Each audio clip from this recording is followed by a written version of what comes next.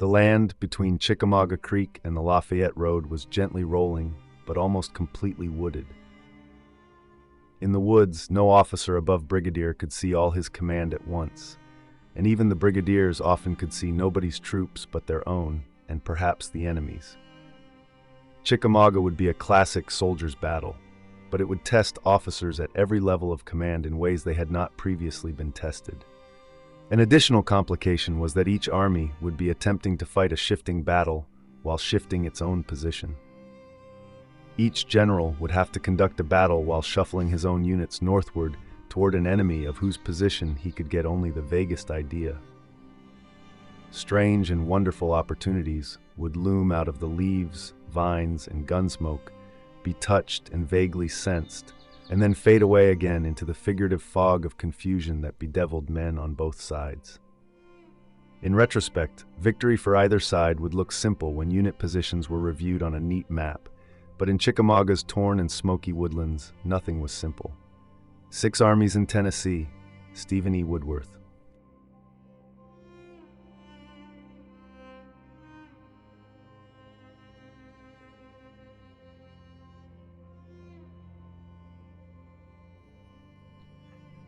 Sometimes Civil War stories hit home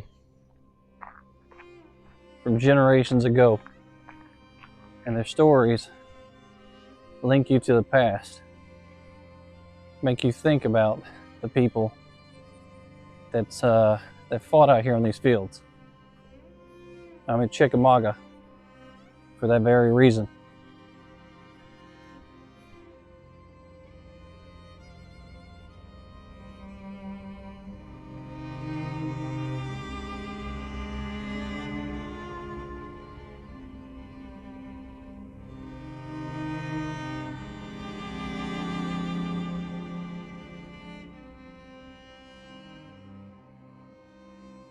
The Battle of Chickamauga opened almost by accident when pickets from Colonel Daniel McCook's brigade of Granger's Reserve Corps moved toward Jay's Mill in search of water. McCook had moved from Rossville on September 18th to aid Colonel Robert Minty's brigade. His men established a defensive position several hundred yards northwest of Jay's Mill, about equally distant from where the 1st Georgia Cavalry waited through the night south of the mill. At about the time that McCook sent a regiment to destroy Reed's Bridge, which would survive the second attempt in 2 days to destroy it, Brigadier General Henry Davidson of Forrest's Cavalry Corps sent the 1st Georgia forward, and they encountered some of McCook's men near the mill. McCook was ordered by Granger to withdraw back to Rossville, and his men were pursued by Davidson's troopers. McCook encountered Thomas at the Lafayette Road, having finished an all-night march from Crawfish Springs. McCook reported to Thomas that a single Confederate infantry brigade was trapped on the west side of Chickamauga Creek. Thomas told Brannan's division to attack and destroy it. Stretching out over these fields here behind me, this location, just over my shoulder there, where the Florida Monument is, a former vice president would take his men across this open field and attack the Union Army and try to break the position here before turning south. Now, if you come out here and take a tour of Chickamauga, that's stop number 1 out here on the driving tour.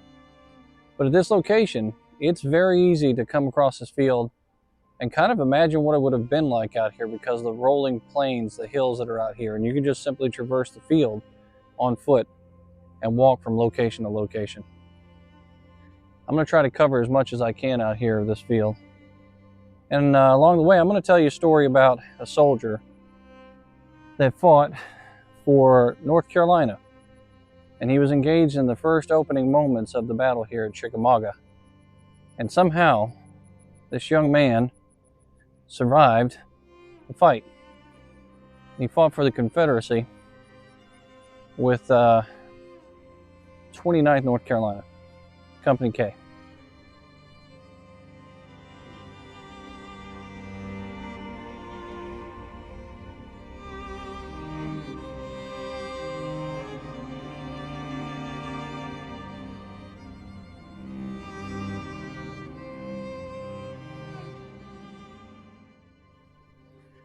Now, Chickamauga is what I like to call the Gettysburg of the West, if you will. There are a lot of similar players here. You have Longstreet and Hood, who come out here in the nick of time to fight. And for the first time, you have Confederate superiority in numbers out here, unlike what was at Gettysburg. But the reason why I call this the Gettysburg of the West is because of how the field's preserved and how there are monuments and statues all over the place out here. Quite like Gettysburg, those old soldiers came back to this field time and time again, and they dedicated monuments out here. It's a real neat place to visit.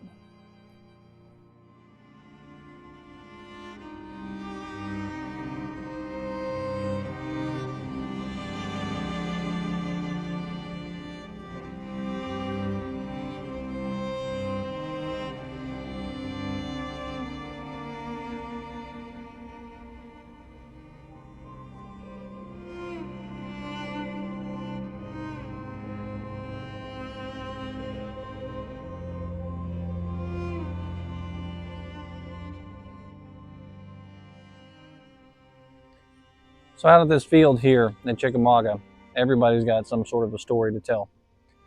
And it's monuments and tablets like the one that's right behind me here that you can read and tell you the story about what they've done. Now this is to the 69th Ohio Infantry. And somewhere out in this position here, 69th was bivouacked on September 18th of 1863. So they spent the night out here basically in preparation of what Rosecrans knew was coming. He knew that there was going to be a battle taking place out here somewhere. Reed's Bridge is off in the distance just a little ways from where I am now, or it used to be there.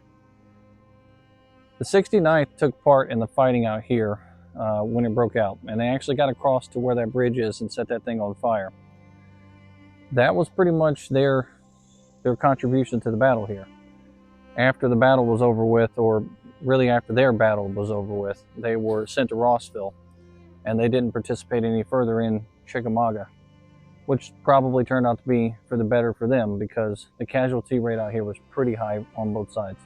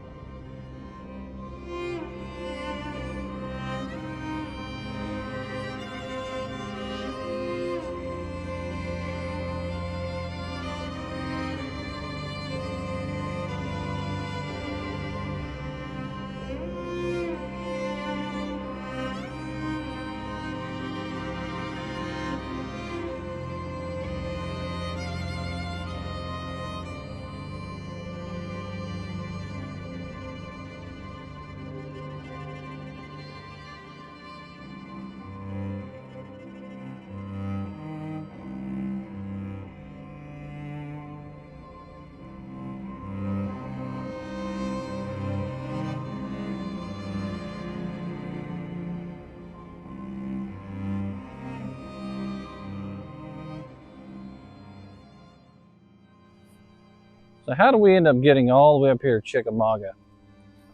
Well, from Lafayette, Braxton Bragg has been chasing the Union Army. And at a place called Davis Crossroads, he ends up skirmishing with them. Well, the Confederate forces come up with this new idea, something that they've never done before. They decide that they're going to send some forces from the east, and they're going to send some forces from Mississippi up to meet with the forces here. These combined forces are going to have superior numbers to the Union Army that's located out here in Tennessee. And the whole idea is they're going to crush that army here, separate it, take a portion of it if they can, and prevent them from taking the railroad structure that is in Chattanooga. Well, it doesn't exactly unfold like that, although the battle here is an overwhelming Confederate victory.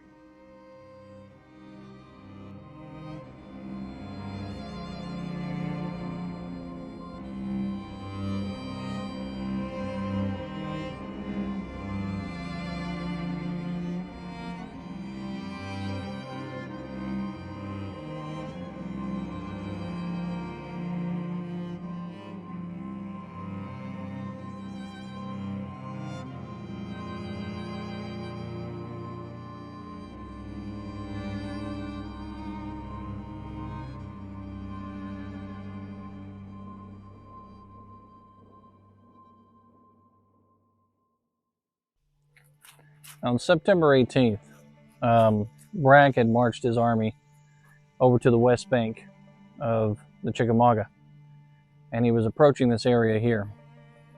And we're looking at Reed's Bridge being about a mile and a half in that direction. Reed's Bridge is really where the first initial contact comes into play out here. Off in this direction, you have Nathan Bedford Forrest approaching this area, along with men from Hood's division as well. And these guys are getting into line of battle and approaching as the cavalry from Pennsylvania and other forces out here from the Union Army are going out to that position, trying to destroy that bridge and slow the enemy as they're coming on.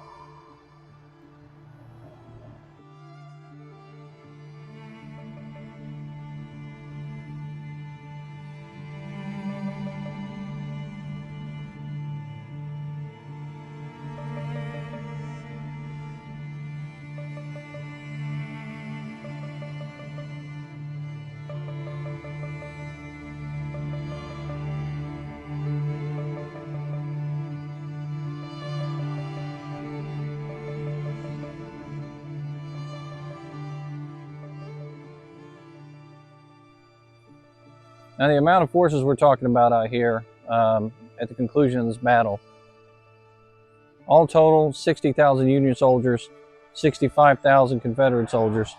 So the Confederates slightly outnumbered the Union soldiers for the first time in probably a very long time. But at the end of this battle, the Confederates end up losing like 20% of their total force to casualties.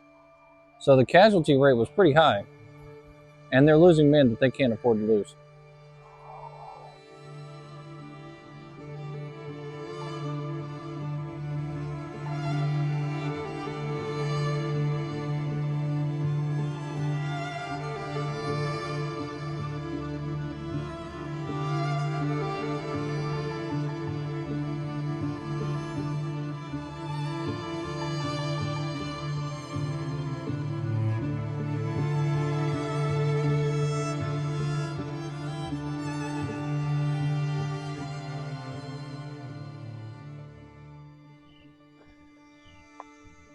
James Anderson is a 15-year-old boy in Yancey County, North Carolina.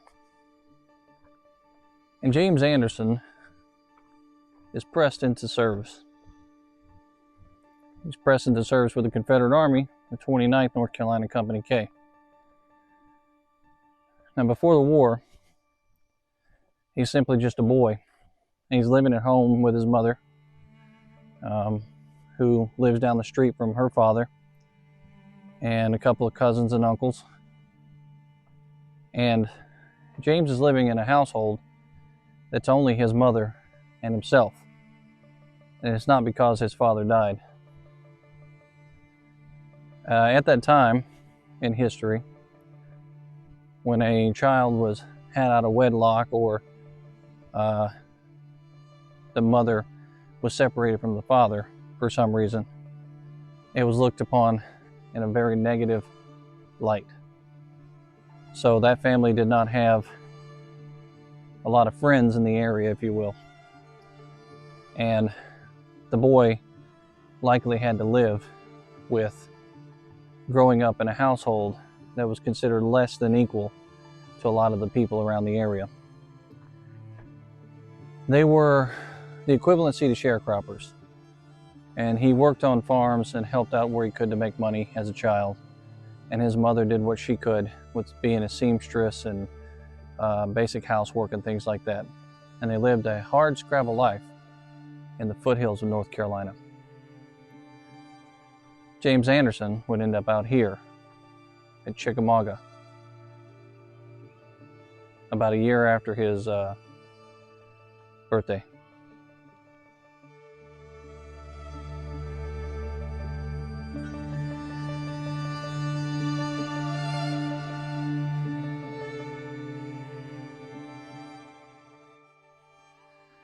After the initial setup of the battle, the starting phases, when Bragg pushes his men across that river and he comes towards us this way here, they have to cross several series of small brooks and streams.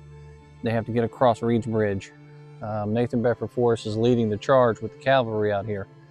and Ector's brigade has the 29th North Carolina in it.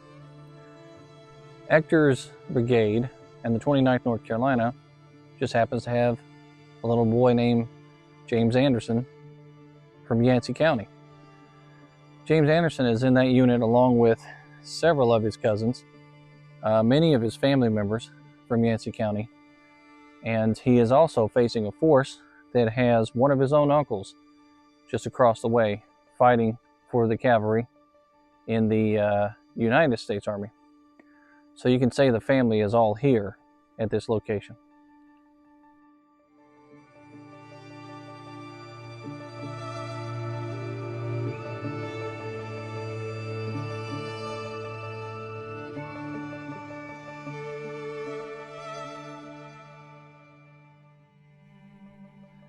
I'm at Braxton Braggs' headquarters out here, about 1.5 miles from where the Reed's Bridge location is.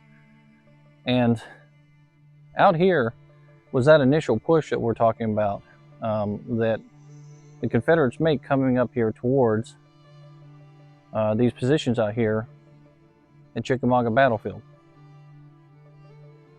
The next day, the real fighting kicks off.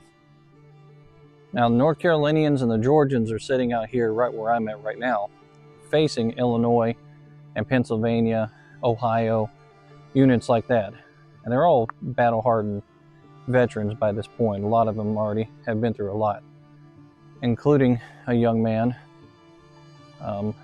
with the 29th North Carolina. And he's not even a man. He's 16 years old by the time he's fighting out here. James Anderson probably has a lot going through his mind, being a kid out here. Now, some of the statistics that I've seen on the battle that happened out here was 1 in 4 soldiers ended up becoming a casualty. And in some instances, 1 out of every 3 was a casualty. And the death rate out here was pretty high.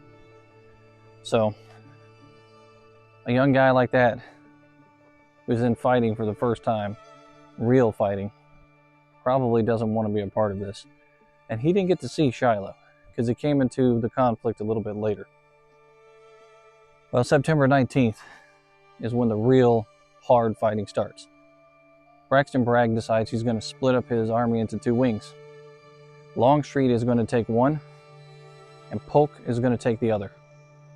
And that plan actually turns out to be a pretty good plan.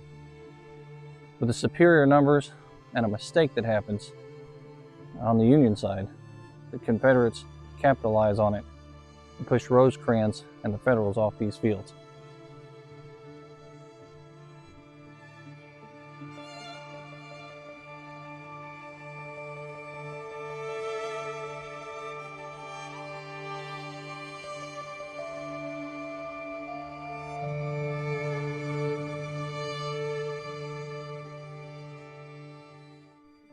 There's a few places out here that you're not going to get to.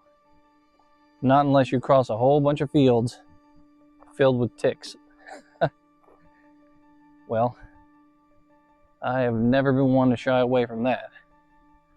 We're out here marching around in knee-high grass. And hopefully the ticks will stay away.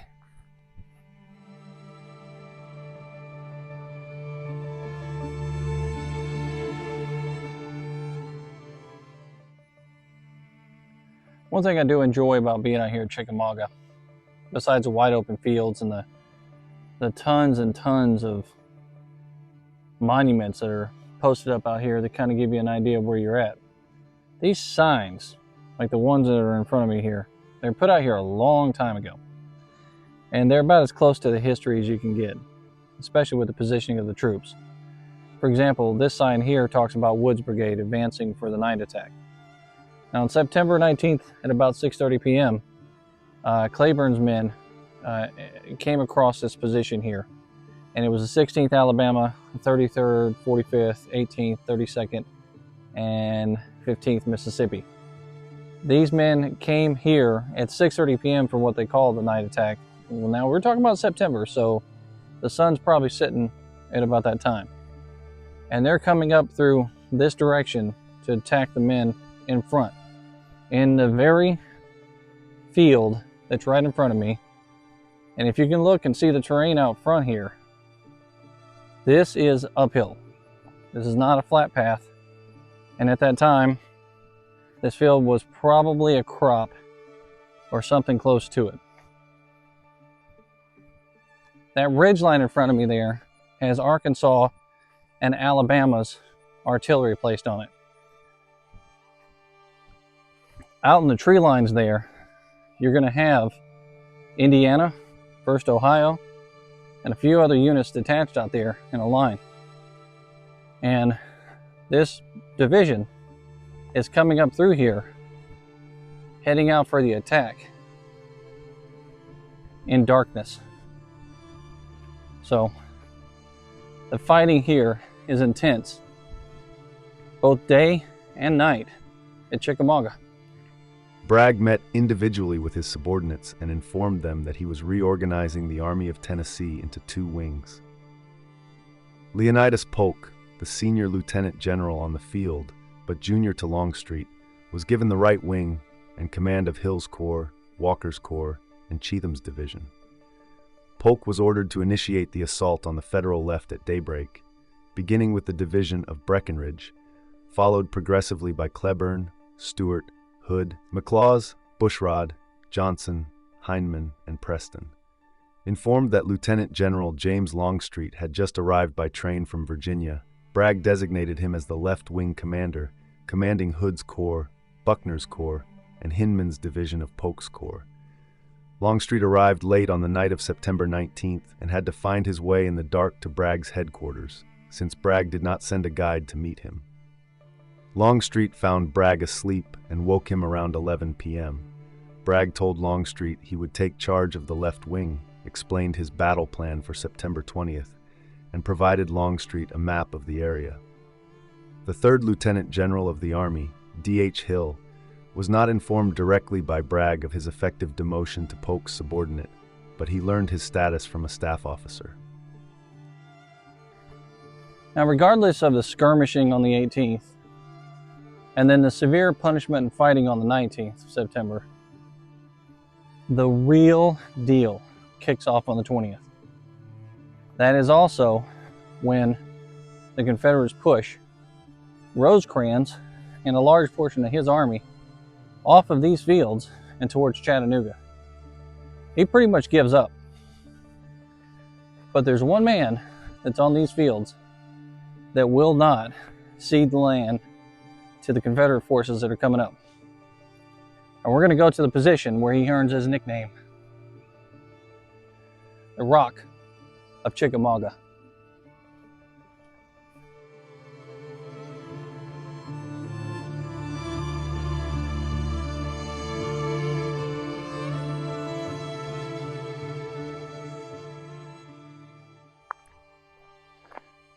After the fighting on the 18th and the 19th, James Anderson and his unit are more of a reserve unit for a lot of the fighting out here.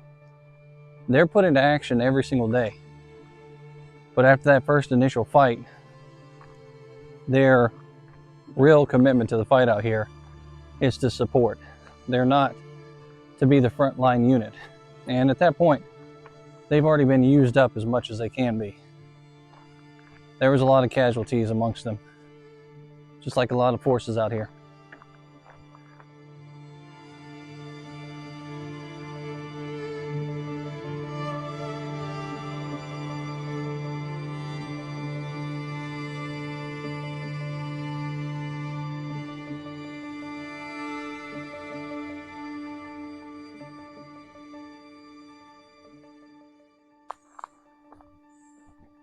It's a peaceful place out here today. But this wooded area where I'm walking out towards the 32nd Indiana Monument was not a very peaceful place back in September of 1863. Now, the average person that reads the history of the American Civil War kind of goes through the phases of the war itself by thinking of it as Fort Sumter being fired upon, the great big battles of 1862, Antietam, Fredericksburg, and Chancellorsville,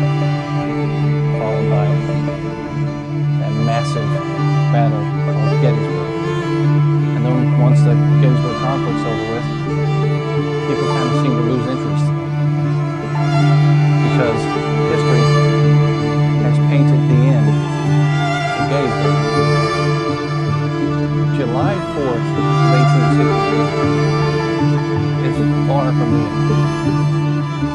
To the men fighting in around the woods here in Chickamauga, they know that to be true.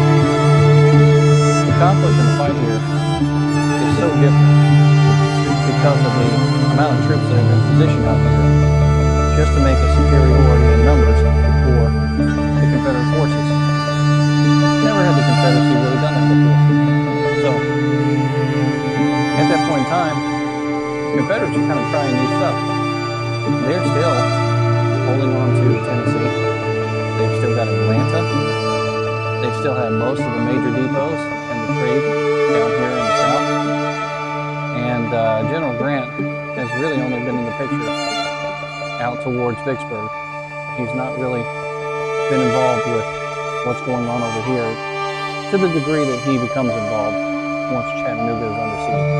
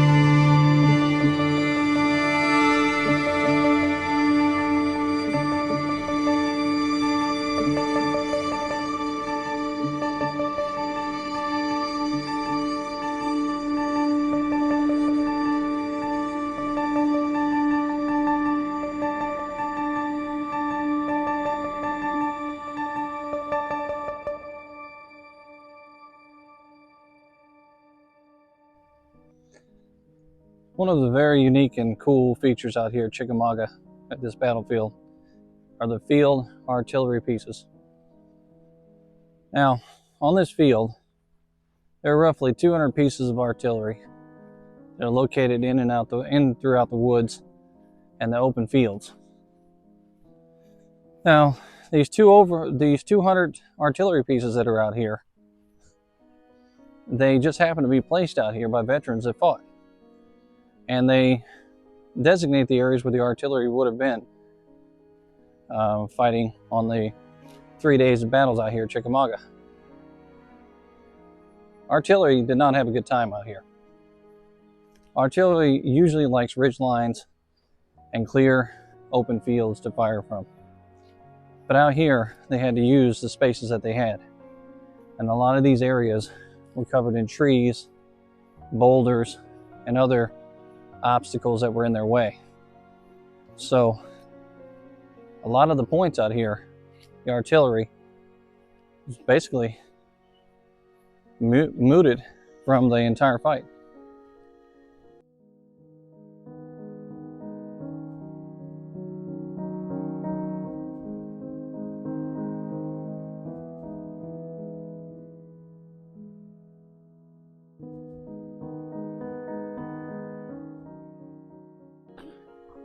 Now it's the 20th of September.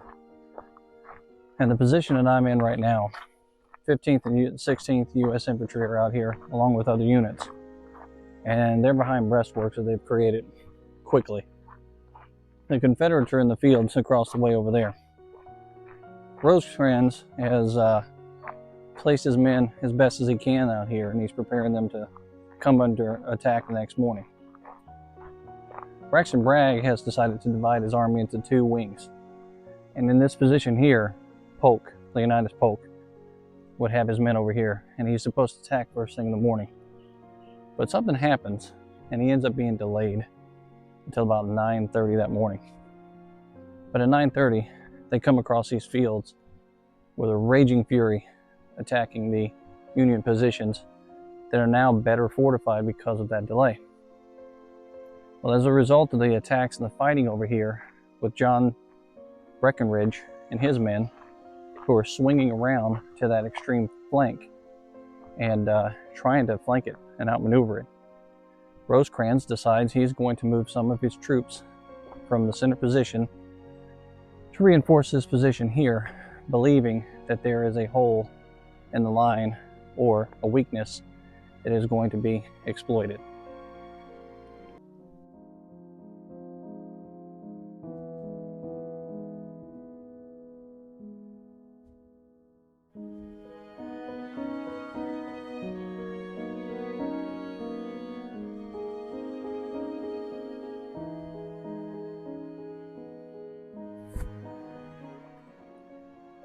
Here at the extreme left flank of the Union Army, the best part about this position is you can get out of the car, walk around to the monuments, and actually walk the shape of that flank.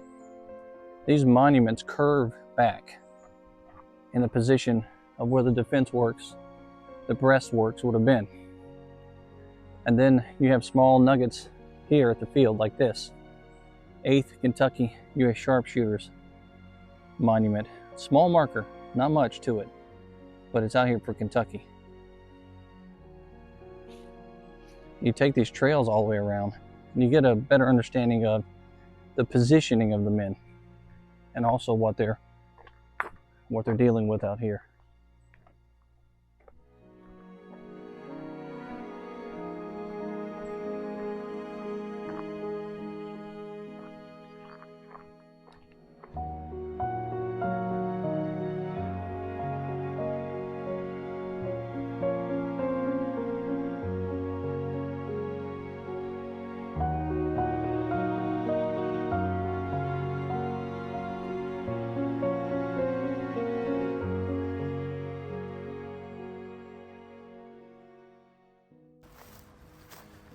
Now for a little battlefield orientation.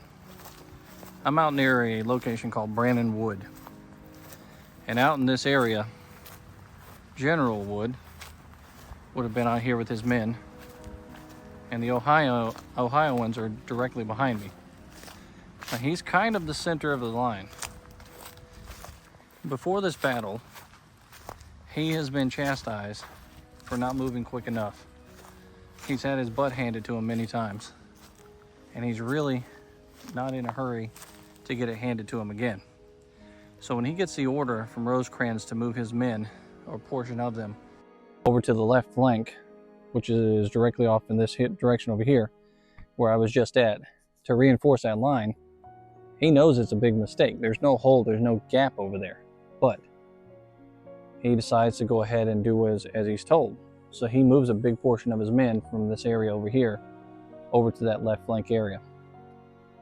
As a result, he creates a massive gap in the Union lines out here, a gap that cannot be filled immediately, and turns into the opportunity of a lifetime for James Longstreet.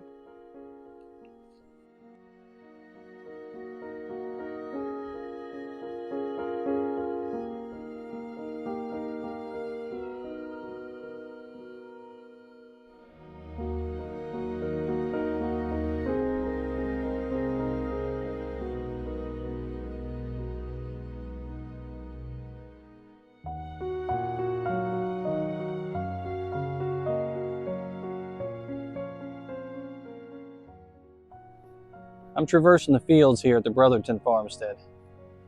That little cabin back there represents the farmstead itself. And the cabin stood right here at the location that it's at today. This place becomes every general's worst fear and nightmare. When Rosecrans moves his men out of that position, he inadvertently creates this big gap. And this is part of the position where the gap is. Longstreet realizes that this gap is there, and he sees it. And before Rosecrans can get men into place to undo what he's done, they send the Texans right across this field and other portions of the Confederate Army through here, screaming and yelling the entire way with that rebel yell. And that effectively splits the Union Army in two. Now, a lot of these battlefields, you hear them talking about Union forces trying to prevent their army from being split, Confederate forces trying to prevent their army from being flanked and split. And the reason why they're doing that is they don't want their army to be turned into two smaller portions, island off to themselves. Because if you can get one smaller portion alone to itself and you can surround it, then you force it to surrender, and you turn one big army into two very small forces that cannot fight in all directions. So that happens here at Chickamauga, and that's one of the primary reasons why this battle turns out to be a Confederate victory. Without the split and the mix-up in orders, this could have very well still have been a very good spot for the Union forces to stay put. And they had a pretty strong defensible position out here. But the biggest blunder of a lifetime happens for Rosecrans right here at Chickamauga. And James Longstreet is not one to lose when it comes to capitalizing on mistakes.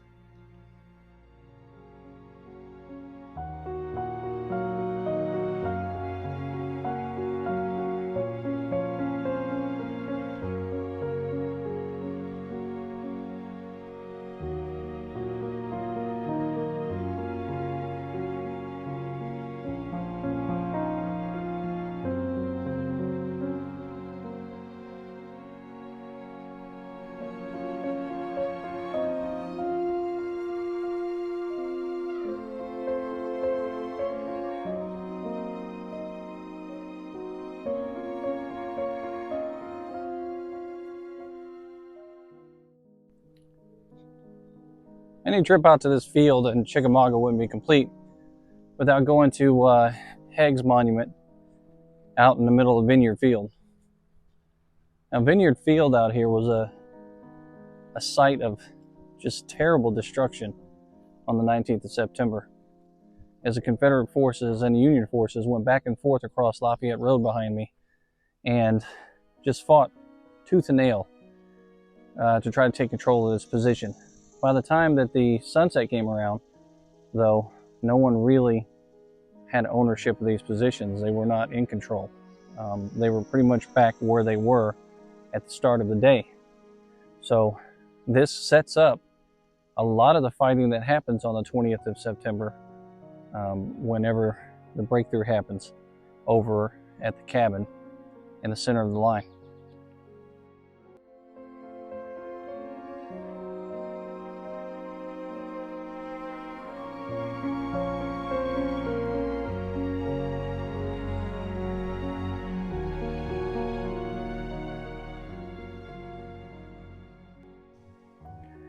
Now, as a result of some of the major fighting that happened out here in Vineyard Field, around 4:30 p.m. that afternoon on the 19th of September, Hans becomes one of the officers killed out here at Chickamauga.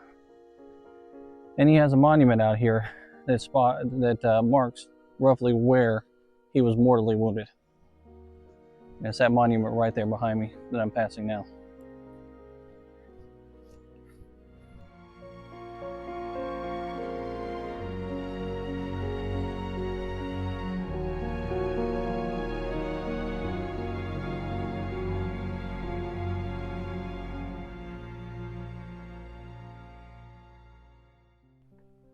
Now, in the fields around me here was a brigade that was called the Lightning Brigade.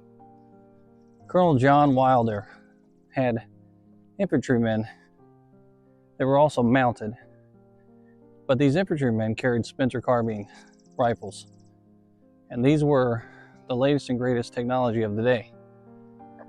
Because of those rifles, they were able to have probably the only success out here at this part of the field of any of the units in the Union Army. They were able to hold off and fight the Confederates out here with great success.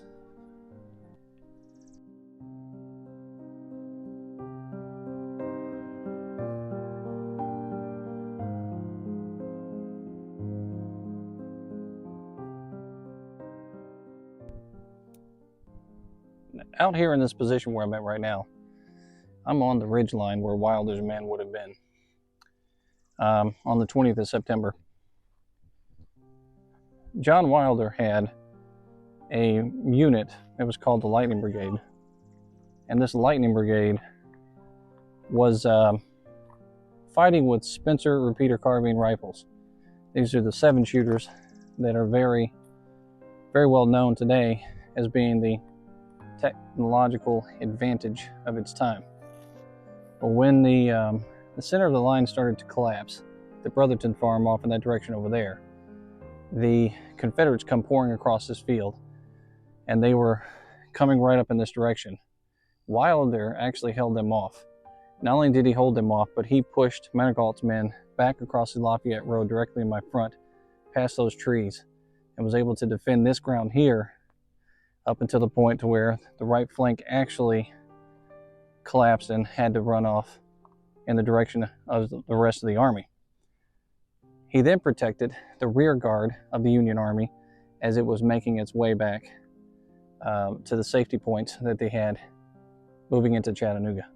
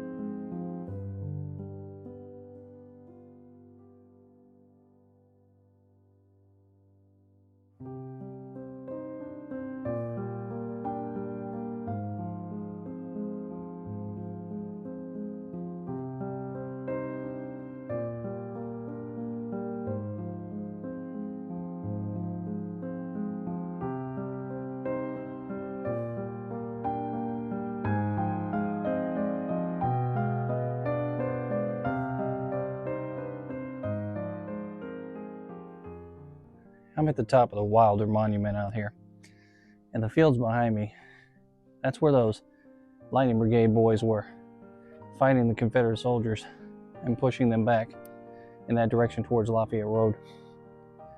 Up here, it's kind of a hike to get up to the top, but it is definitely well worth the hike because the view up here is pretty amazing.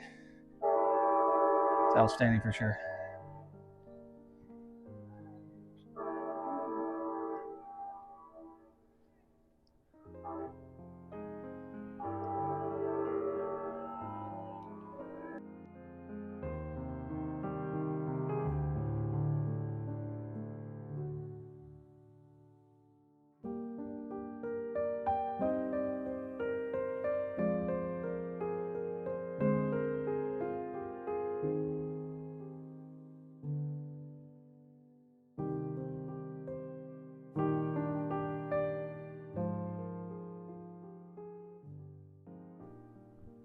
Going to the top of the Wilder Monument was pretty fun. But out here in this Georgia heat in July, at my age, it's a one and done. Whew.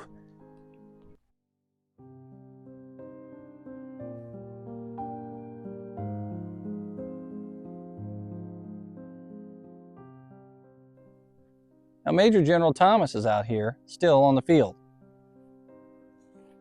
He's the highest ranking officer around at this moment in time. And he's just the man for the job. But that still doesn't change the fact that the commanding general in charge of the forces out here essentially said everybody's on their own. You're on your own, figure it out. I'm hightailing it out of here and saving my hide, and you guys do the same thing. It was one of the worst collapses and defeats in the history of the United States Army. It was an embarrassment. And even to this day, walking these fields, thinking about the pride and the professionalism of the armed forces, the United States Army, the distinction that every single service member in the service, the Navy, the Marine Corps, even the Air Force, as young as it is, the distinction with which most of those members serve their country, and the pride that they take in that service. This commanding general back here panicked, lost his nerve, and ran away. And he left his soldiers on the field out here to die, essentially, and embarrassed the entire army by doing so. But thank God for the United States Army that the Rock of Chickamauga would be out here to save what was left of them and to make a stand over on Snodgrass Hill as the right flank pretty much collapses and leaves the field.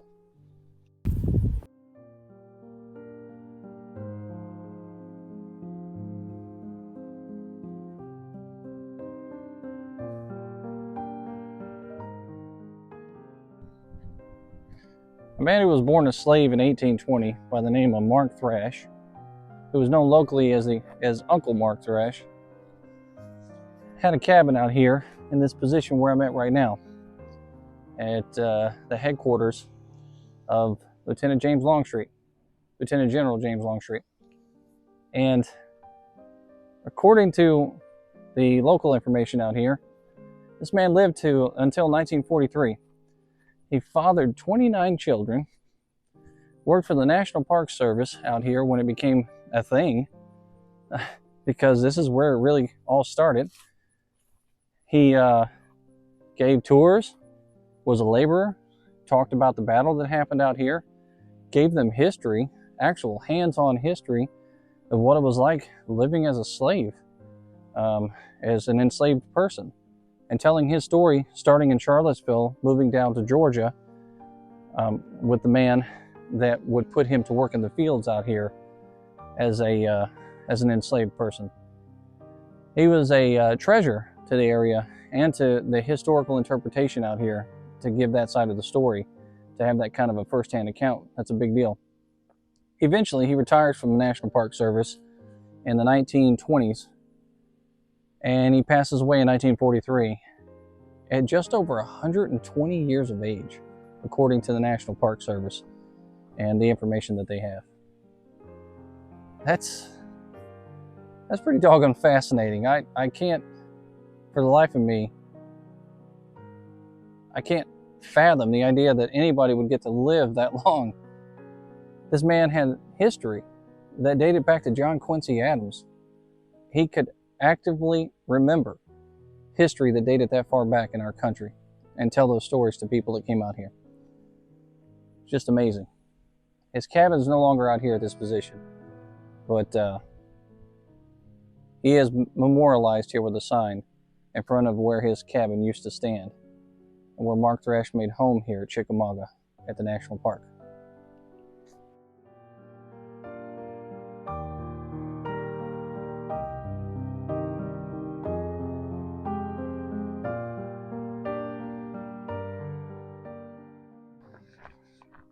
The position I'm walking out to now is where Lytle fell. He has a stack of cannonballs out here to mark the position where he fell mortally wounded. But I also go out to this position because it gives me a better view of where the right flank actually collapsed out here and came back onto Rosecrans headquarters across this big sweeping field, causing Rosecrans essentially to tell everybody around him, "You're on your own." And he ran off the field with some of his top officers.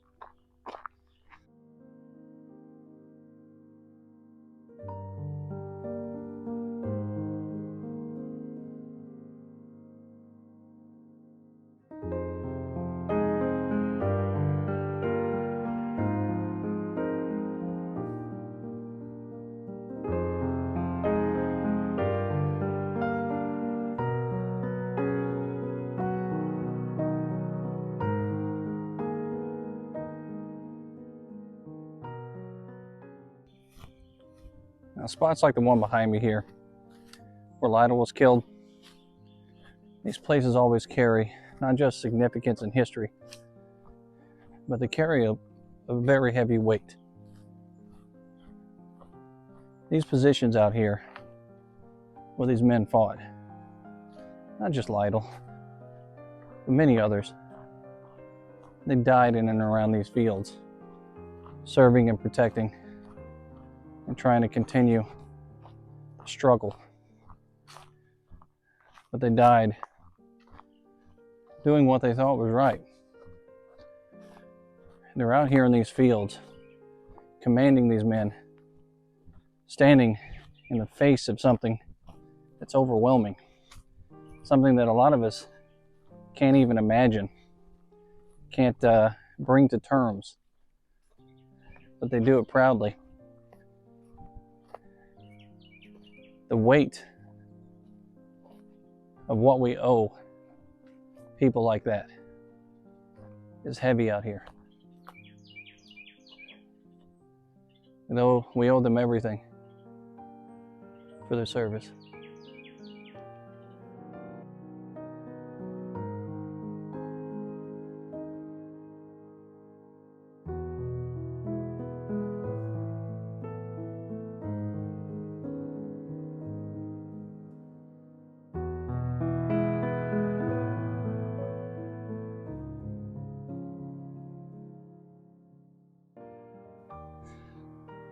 This is the big sweeping field and view that I was talking about when that right flank collapses, taking with it Rosecrans and some of the top leaders out here for the United States Army. Across these fields, coming out of the woods, the Confederate soldiers would pour in from the center and the right, and they would sweep across here, pushing back the Union Army as far as they could. The Federal forces out here had a leader in place. They had General Rosecrans. He was picked to be out here for a reason. But when it came his time to do the right thing, he looked to the men around him, the officers that were standing near his headquarters, and told them to save themselves. And he got on his horse and he left this field with some of his top officers and left the rest of the army to fend for itself. It's a very cowardly move.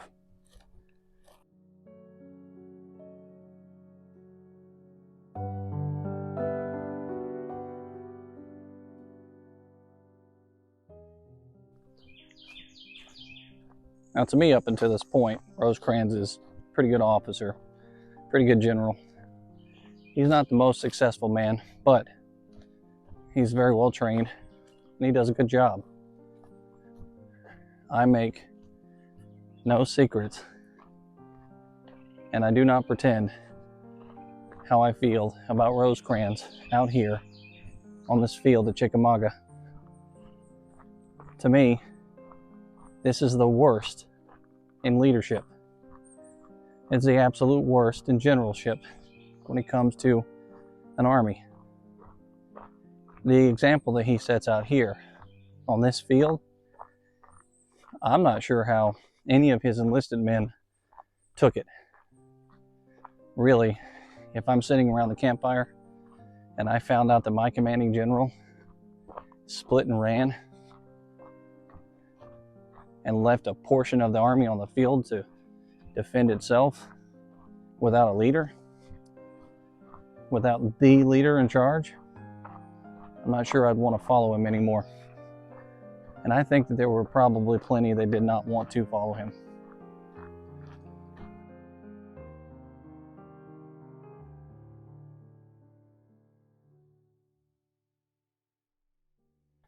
One thing's for sure out here.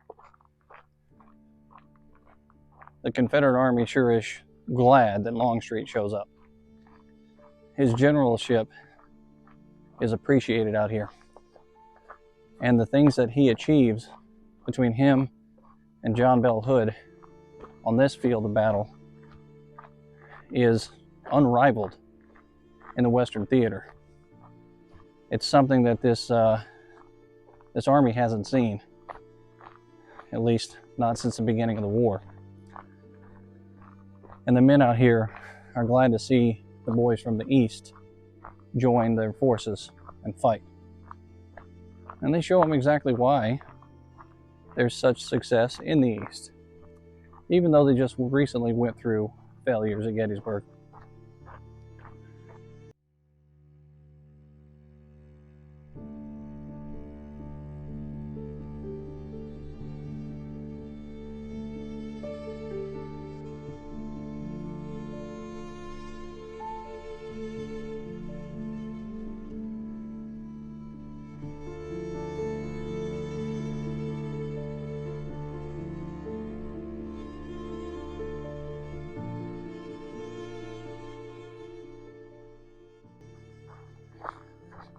Now I'm at the location called Snodgrass Hill, and it's often visited and never overstated. This becomes an extremely important place. Now, if you've never been out here before, roaming these fields of Chickamauga, when you make that turn to come up here, you're going to feel like it's oddly familiar. And every time I come up through here, I get the feeling as if I'm driving up to Culp's Hill again at Gettysburg, because that turn comes winding around, and then you meet that winding curve that goes to the top of Snodgrass Hill. Out here, Major General George Thomas, is in command of the forces. He's just been left as the lead officer on this field of what has become a 3-day battle that turns into a disaster for the United States Army. And just as it gets to be real hot and heavy, the lead general, Rosecrans, leaves his men and says, "Save yourself." Gets on horseback and makes his way to Chattanooga. He's gone. I am now at the headquarters of Major General George H. Thomas, down here at the base of the hill that would forever cement him in history as the Rock of Chickamauga.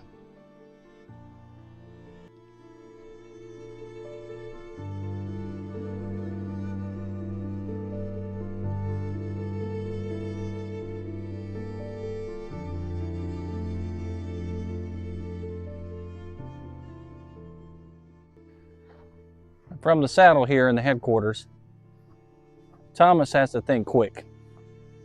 He doesn't have a lot of time. And he's over here on this flank, realizing that the right has collapsed and that he has scattered troops all over the place. And he's not willing to let the ground fall into the hands of the Confederates just yet. Plus, you can't really just run off the field and retreat like they show in the movies. It doesn't work that way. If there is not an orderly retreat, a fallback, many of these men are going to fall prisoner of war. They're going to fall into the hands of the Confederates, because that's the way that works. They surround small bands and units of men and capture them and shoot them as they're running off too. So he collects as many units as he can out here, and he starts putting them up here on the ridge lines at the hill. They build up a pretty formidable line of defense, and they fight the Confederates who are coming in waves up and down this location here. And it continues on and on and on into the evening, when finally he realizes he needs to get his men out of here. So he starts an orderly retreat. When he gets his men out of here that evening, the Confederates make that final push, and they come up here and realize that the majority of the men that Thomas had up here on this hill, they're now gone. And victory is complete for the Confederate forces out here at Chickamauga. This is the high watermark for the Army in the West, for the Confederacy. It doesn't get any better than this for them. They will go on to fight and lose, and fight and lose many different times. And they'll never have a victory quite as complete as this on a field of battle for the rest of the American Civil War. This place, much like Gettysburg, is dotted with monuments and markers and lots of things that you can come out here and see for yourself. So if you ever get the chance, come out to Chickamauga, walk these fields. If it's summer, get hot and sweaty. If it's winter, bundle up and have yourself a good time.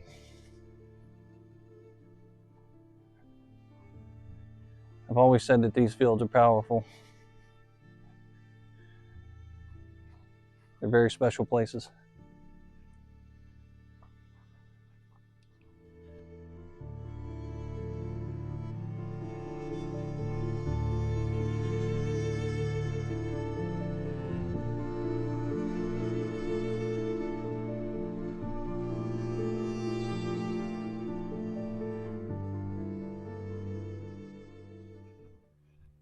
So how exactly does Thomas become the Rock of Chickamauga?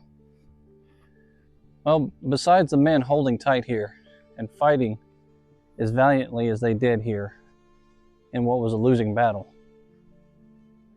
a future president would be the one that would wire the message that would be carried in the papers. James Garfield was an officer in Rosecrans' army.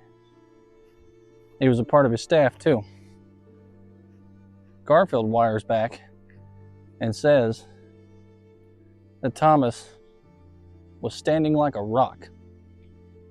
And with those words, he ends up coin phrasing that term. And the newspapers carried it from there. Thomas was the Rock of Chickamauga.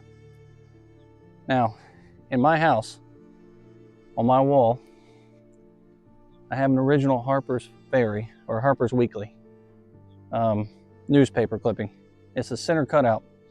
It's the etching of the Battle of Chickamauga. And I believe it's titled The Rock of Chickamauga.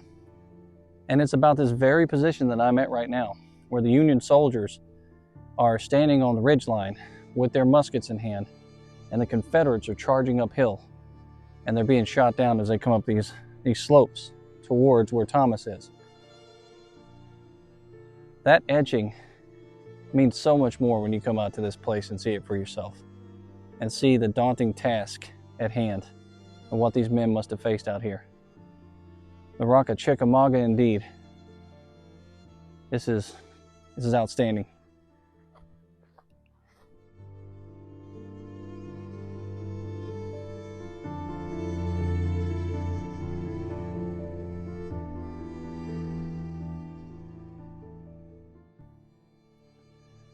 Now, on many battlefields across Virginia, Maryland, and Pennsylvania, there's lots of beautiful markers and monuments out there that you can see for yourself, with brave soldiers standing on top of those monuments, or Sally the dog at Gettysburg at the base of the monument facing the enemy, and stuff like that.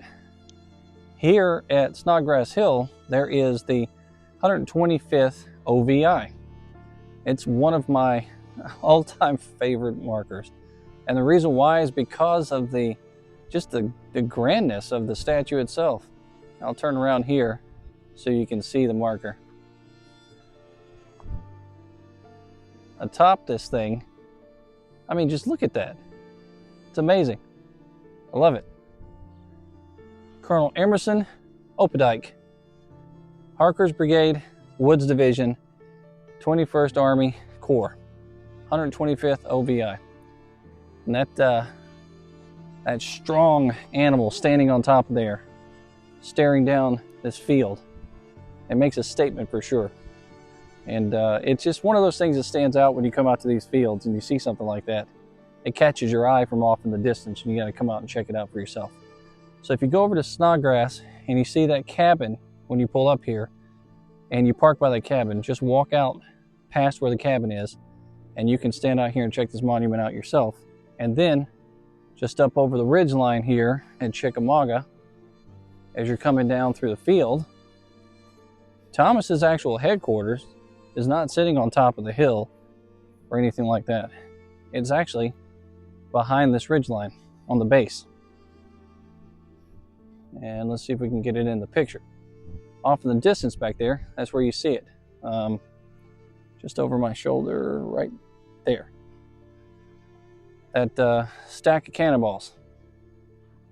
So whenever you get out here to Chickamauga, come check it out.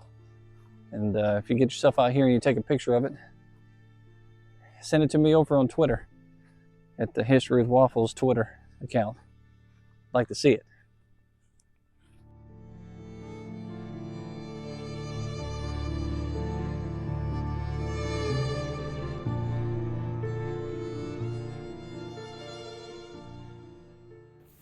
Well, in this place you have 36,000 casualties total. 16,000 of those casualties would be Union.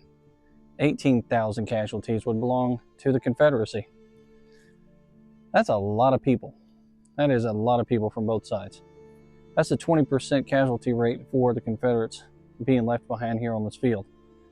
The ones that would no longer be able to come back to service. This is a terrible fight that ends in a lot of death and a lot of injury.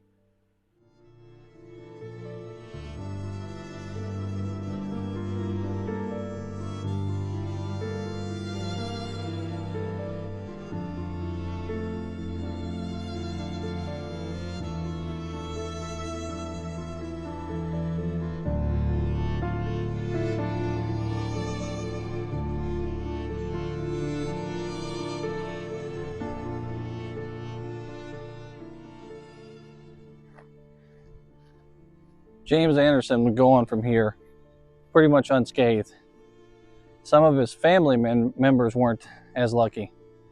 He had an uncle that was shot out here and killed, and he had another cousin that was wounded. On the other side, he had an uncle by the name of Barron who was with the cavalry that was fighting, and his uncle would come away from here pretty good too. But these family members were fighting each other out here. One south, one north. Both of them from North Carolina. James Anderson would go on to be captured at the Battle of Resaca. After Resaca, he would escape, make his way back to the forces just in time to be down at the Battle of Mobile Bay and Spanish Fort, where he would take a bullet to the chest and be carted off at the end of the war. And then he would be taken prisoner right at the end of 1865 as they were evacuating Spanish Fort. James Anderson would take the oath of allegiance, and as a very, very young man, go back to North Carolina and live out the rest of his days until he was 78 years of age when he died of a stroke. He has a cemetery in Carolina that's named after him. Now, at the beginning of all of this, I talked about how many people are connected to this stuff, and they come out to these fields trying to gain a connection. Well, my connection to Chickamauga is James Anderson, because he's my third great grandfather. His uncle is my family too. They were all out here fighting each other for one side or the other, for whatever reason that they're fighting. And the Union loses this battle, but secures victory in the war. It's stories like these that I like to tell, because I like to bring the connection to people in their lives for this war. I want them to feel more connected to it. And if I can tell the story of the common soldier out here, maybe it brings a little bit something extra to the story itself. It just so happens, though, the story this time is from my very own family. Well, it's been great taking you out here to Chickamauga. I hope you've enjoyed the trip. Just like any other large battle, I can't really do it justice, but I did my best out here to cover the majority of the fighting in some of the more important places, so that you can get a brief overview of what it was like fighting here and the outcome itself. Until next time, from right here at the home of the Rock of Chickamauga, it's History with Waffles.